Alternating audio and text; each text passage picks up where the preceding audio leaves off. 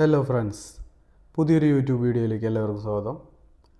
അപ്പോൾ ഈ വീഡിയോയിൽ കാണുന്ന പോലെ ഇതിൽ JBLൻ്റെ ഫ്ലിപ്പ് 6 എന്ന് പറഞ്ഞിട്ടുള്ളൊരു മോഡലാണ്. അപ്പോൾ നമുക്കെല്ലാവർക്കും ആമസോണിൽ റിന്യൂഡ് പ്രോഡക്റ്റ് ഒരുപാട് നമ്മൾ കാണുന്നതാണ്. അപ്പോൾ നമുക്ക് ഈ റിന്യൂഡ് പ്രോഡക്റ്റ് വാങ്ങിക്കാൻ പലർക്കും ഒരു പേടിയുണ്ടാവും.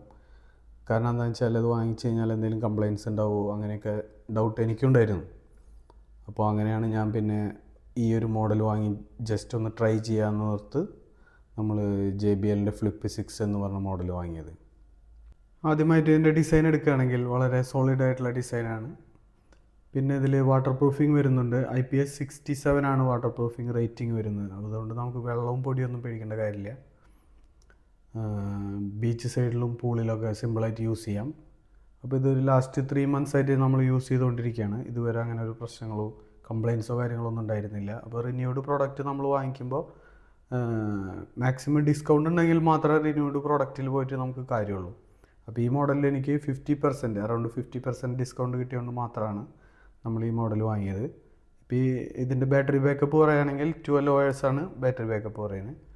അപ്പോൾ ഇത് ഫുൾ ചാർജ് ആവാനായിട്ട് ഏകദേശം 2 മണിക്കൂർ വരെ എടുക്കും.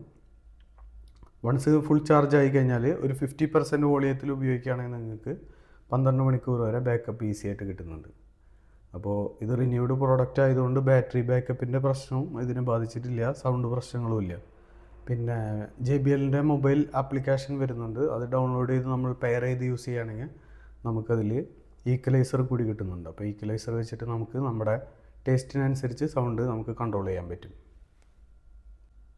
പിന്നെ ഇതിൽ ബട്ടൺസ് വരുന്നത് പ്ലേ പോസ് ബട്ടണാണ് ആദ്യം കാണുന്നത്. പിന്നെ വോളിയം പ്ലസ് മൈനസ്, പിന്നെ പാർട്ടി പെയർ എന്ന് പറഞ്ഞിട്ടൊരു ബട്ടൺ വരുന്നുണ്ട്.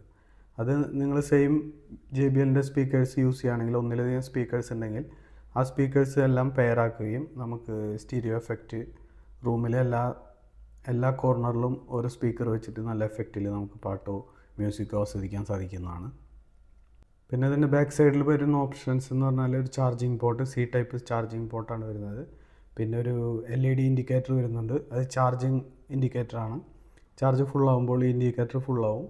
ചാർജ് കുറയുന്നതിനനുസരിച്ച് ഇൻഡിക്കേറ്റർ താഴേക്ക് പോകുന്നതായിട്ട് കാണാൻ പറ്റും. പിന്നെ ഒരു ബ്ലൂടൂത്ത് പെയറിംഗ് സ്വിച്ചാണ്. പിന്നെ പവർ ഓൺ ഓഫ് ആണ് വരുന്നത്. അപ്പോൾ ഇത്രയൊക്കെയാണ് നമ്മുടെ JBL ഫ്ലിപ്പ് 6ൻ്റെ വിശേഷങ്ങൾ. ഓവറോൾ ഔട്ട്ഡോറും ഇൻഡോറും നിങ്ങൾക്ക് ഉപയോഗിക്കാൻ പറ്റിയ ഒരു പവർഫുൾ ഡ്യൂറബിൾ സ്പീക്കർ സിസ്റ്റമാണ് JBL ഫ്ലിപ്പ് 6.